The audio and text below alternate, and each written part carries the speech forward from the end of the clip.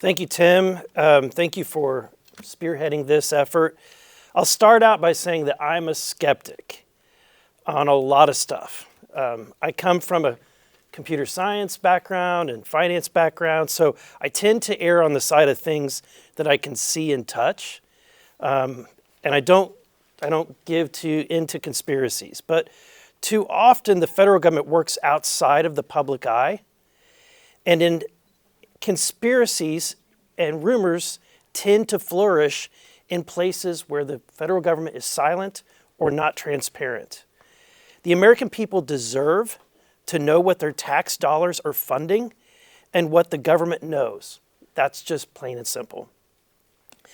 The other thing I think is important is that our servicemen and women who are risking their lives for this country and are encountering these devices, we owe it to them to find out what is in the air that might potentially harm their lives.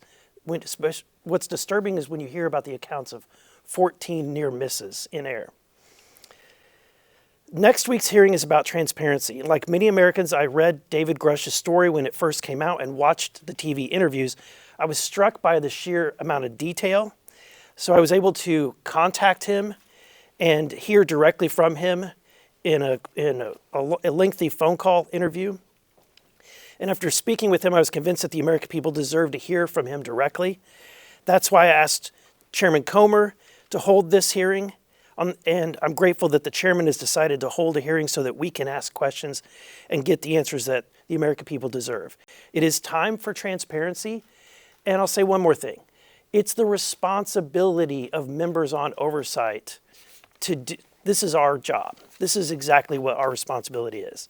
So I'd like to again thank Tim and my other colleagues for their leadership in putting this together. And I want to thank the chairman for his support.